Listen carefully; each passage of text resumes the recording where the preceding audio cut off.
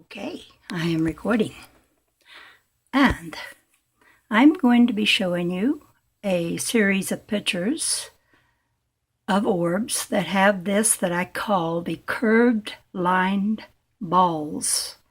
Now, this is something that I see forming in the orbs as I'm looking at them. At first it starts out as just a dark hole, usually because I put water onto the piece of glass or some lava, either one. And then I get all these dark circles, which dry up and evaporate very fast. But they leave a little X-looking thing behind, which then turns into the curved line balls. Now, whatever this process is, it's showing something. Maybe it's showing how energy is being bonded and formed into this stage to eventually even change again into another stage, which I've yet to capture, but this is an evolving thing that I'm finding out. This is a very evolving things. I'm taking pictures of things I didn't see when I first started a few years ago taking pictures of light like this. You can see the two curved line balls. They don't touch here, but eventually when they work themselves into the orbs and other multiple curved line balls form, they do sort of mingle together. I'll show you some pictures of that. Now this one looks sort of like a cocoon. That's the best I can describe it, a cocoon with curved line balls emerging from it. And see, what they look like an X when they first start forming, as you can see right here. And that's just a stage. If this were a video, you would see that grow into the curved line balls. And see, here's some that multiplied into many curved line balls, but they've stretched and morphed a bit. And so they are evolving into something. And sometimes they have a lot of color in them. See, this one's very colorful. Now, you might not see the curved line balls, but I do. I see where they were, and they've changed a bit. Here's one where you can see that little white portion in between. Sometimes it looks like a bone if there's 4 of them there together. But sometimes there can be 3 balls together and sometimes only 2. But like I say, they multiply. Now this shows you only 2. And here's another one. I think this is something important. And I feel so fortunate to be able to take pictures of this kind of action. Even though I've gotten no recognition from any scientific studies of people that study this sort of thing, I'm hoping that they will be led to my channel and they will see these pictures, because I think they will be they'll be shocked. They'll be pretty happy to see this sort of thing. And they will know more experiments to do to see it even better than I have a limited view of how my camera works or how to make videos. I could use a little help. So getting people interested who want to study this further, and include me because I want to be in on it, well, because I can provide pictures of that, even if that's all. But maybe I can provide much more.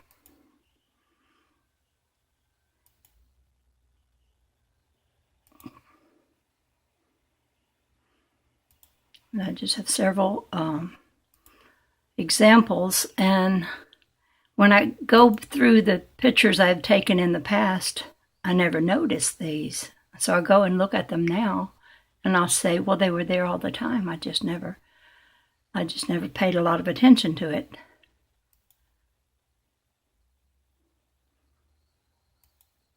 See, they look like a little X before they start morphing into the curved line balls. And in the case of this one, it looks like it's going to make 4 of them that come together. And that part that's black right now, when they get their colors and their stripes, that black part becomes like white. It looks sort of like a bone.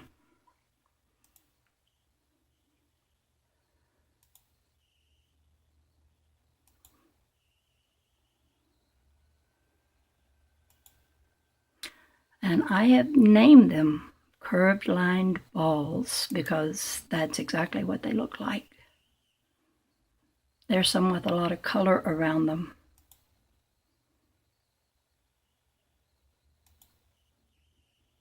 There's the beginnings of several of them there. And these are some of them. What I'm taking pictures of is in constant movement. But then that's just par for the course, I guess, because everything vibrates and everything moves. That's a hermetic principle. Nothing stays still. Everything moves. There they are, just looking like little X's.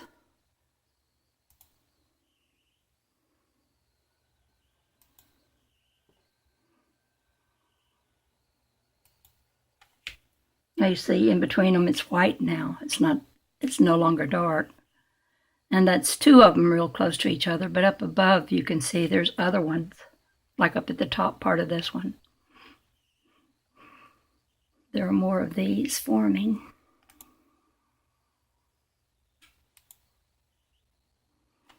That's it right here, but the lines have become real colorful, and it's hard to tell that that's it, but that's one of them.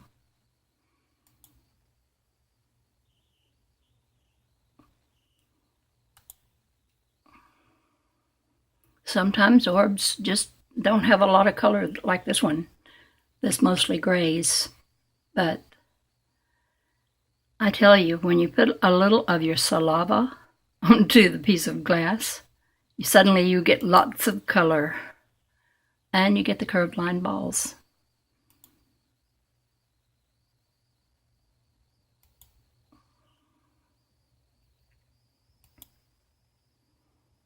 Now there's several. See the white part in there? This is 3 of them together, and sometimes there'll be 4. Actually, they're all lined up here, and they're all lined up there, and then they get so mingled together that it's hard to tell where one ends and another begins. They just all merge. But I'm consistently finding this pattern and noticing it and recording it for posterity.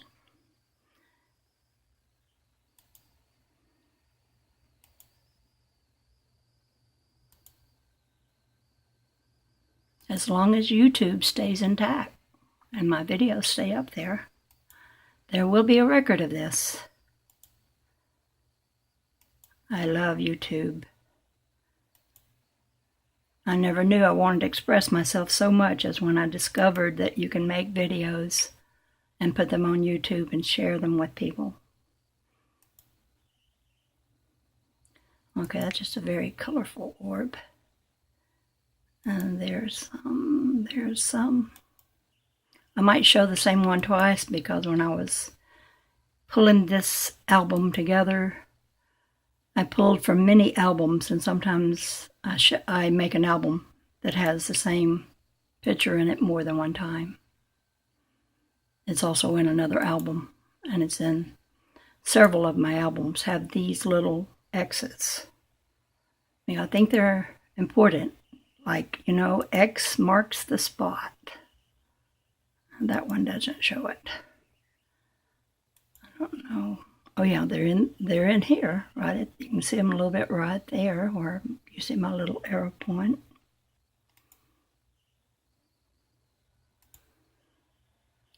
Another of the cocoon. And this is a very interesting one. You see the 3 of them came together and made a little triangle. There's another little triangle. And they seem to spill into each other. everything commingles in this, and that might be part of the cohesiveness and the bonding of whatever this is. I wish I could sound more scientific, but I can't. But I have some very good pictures.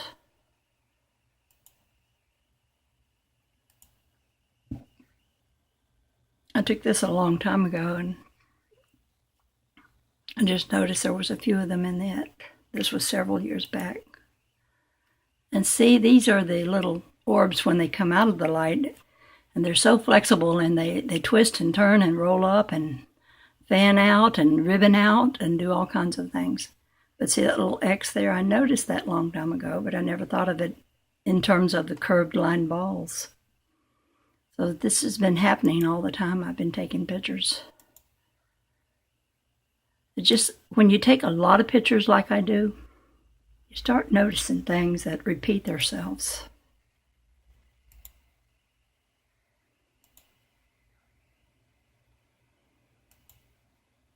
There's a bunch of them in that.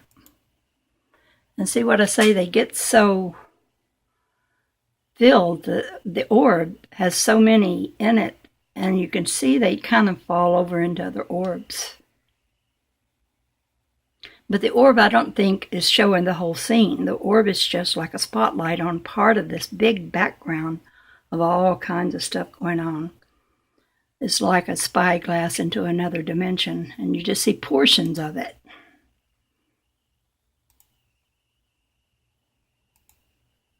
See how they spill out, things spill out of one orb into another.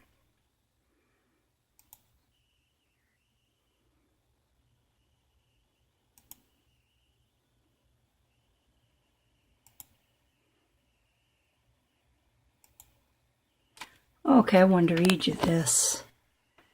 Every place is the same place. All time is the same time. All is happening simultaneously. I am you and you are me.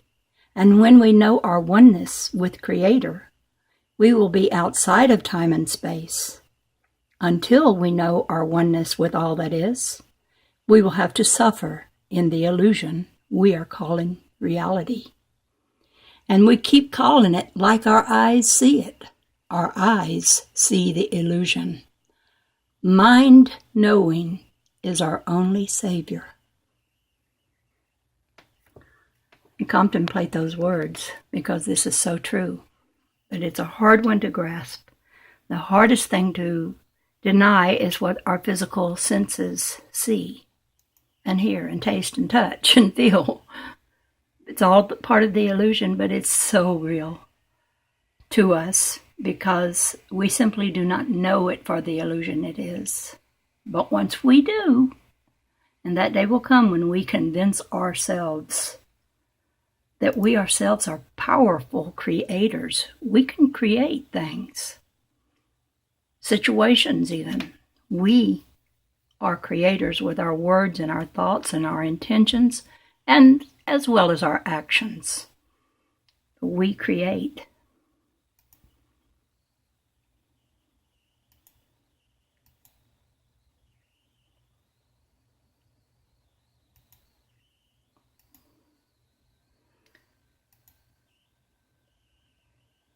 Let's see them in that. There's one.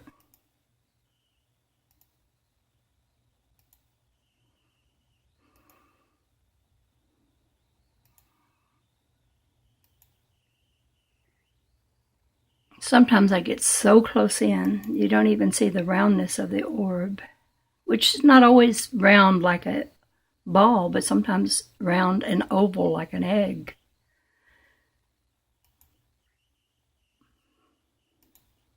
I bet you're beginning to see them now in these other pictures. I don't even have to point them out. I think it's a process of something that surrounds us, that's all around us, invisible, but more real than the visible world. It is probably what the visible world is made from. Now, I'm going to take you over here to another screen and start this video, and I won't talk so much. I'll just let you see me filming the light in this manner that I do, which is very easy. Very easy. It's a good thing it was, because I'm not into doing hard things. My nature is that I like to play and have fun. And I don't want anything to be too difficult. But as a result, I don't talk like I'm very scientific minded. But I am interested in science. I look at a lot of videos showing different things science have discovered. But I do notice they always have a theory, and they always have illustrations that are mostly things that they've drawn. So I go a little further here in that I can show you things that I see. I see some of this kind of stuff, especially the little circles. I see them with the naked eye. That rules out for me that it's something inside the glass. Although, sometimes there's imperfections in the piece of glass I'm using to get a shiny spot of light to shine onto, and the imperfection will show up. But even it is something. It is some kind of little particulate of some sort. And it's interesting. And I can put things on the glass. So far I haven't put much more than just water and saliva on the glass. But I'm going to experiment with other things. That little character you see there, I call him Harry. And there's a little circular donut-looking thing that I'm always running across that just kind of floats around out there. Sometimes it stays in whatever orb I'm looking at. It'll just move to it.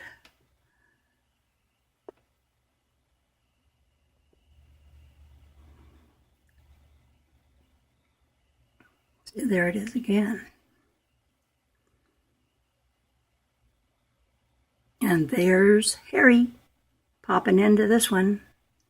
Harry, the light creature with a long appendage on his right side.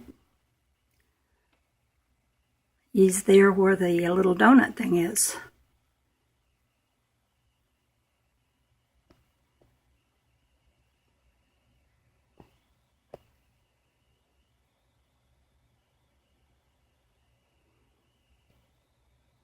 You see, I'm moving the camera about along with the piece of glass, trying to keep it on the same orb and to just explore the territory around whatever you see. It goes on in all directions, this landscape of a sort. And I just see it as so interesting. I love sharing it with others. I hope nobody thinks I'm making anything up, because I wouldn't be able to if I could, because I do not understand things like Photoshop or something where you can alter pictures and things like that. I don't do any of that.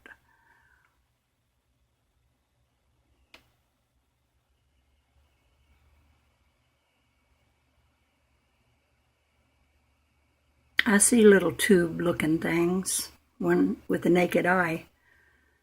Just when I'm in sunlight or in a brightly lit room, I can see them. Just if you look at the space between things, you don't look at an object, you try to look at the space between. It's kind of a skill you have to develop, but you will see movement of little tube-looking things. It's always made me think, well, maybe the people who believe in string theory are on to something, because there does seem to be little strings. They don't seem to be all very long. They're little portions of strings. And then one day I decided that maybe They are long, but you're only seeing a part of it because the rest of it goes into the background, like a worm coming out of an apple. Part of the worm's still in the apple, and you don't see it. So I see little bits and pieces of strings, or tubes. I like to call them tubes. And often they're all jumbled up, intertwined with one another. Sometimes not, and sometimes they are, and they move in kind of a zigzag way. When I first began seeing them, I talked to different family members about it, and they said, you need to get your eyes checked out, because that sounds like floaters. And there is such a thing as floaters, which is a condition of having a torn retina and parts of the retina that are loose or floating about on the surface of your eye. But this is not what that is. It imitates it in some degree, but that's not what this is. Because, for one thing, my camera picks it up.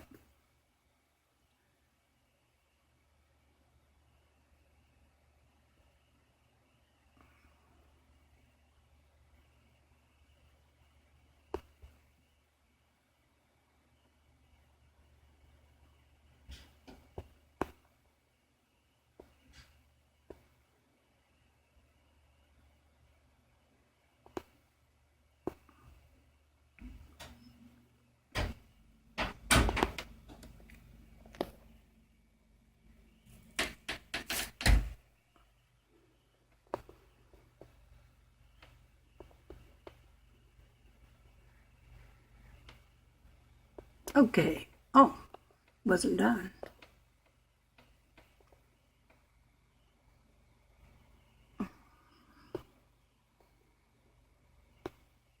There's Harry again. See, he just shows up now and then, and sometimes stays along with me wherever I'm looking. Oh, there's some curved line balls. Yeah, I see them there. And the donut thing.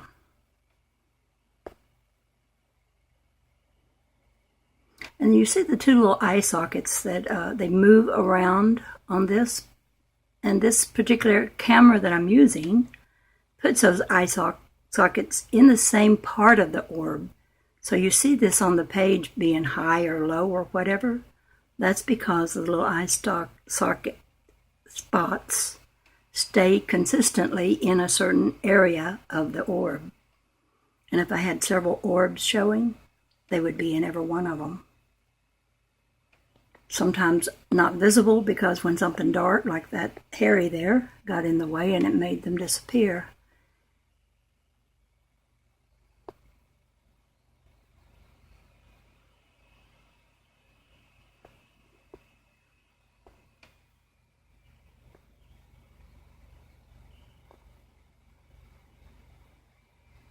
Okay, I know what I did here.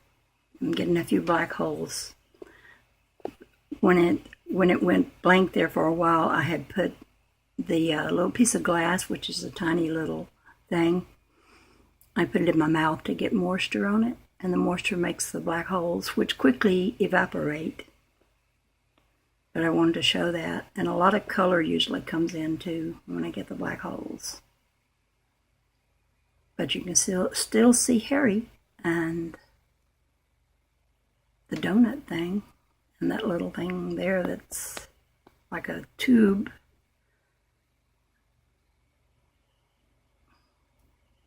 And there's another little critter right there. Someone said I could call him Claus. That would be a good name for that one. I like that name, Claus. Maybe I shouldn't name them though, because I'm informed a lot by things I read and communications I receive not to call things or give them a name, because that's giving them a limitation. And maybe these things want to be respected and not named and not be thought of as something we can control, because then we limit its actions and we limit what it can do. We define it And we, with our creator skills of making something be with our thoughts, closet it in a certain pattern. And then it's not free. It's trapped there in our imagination.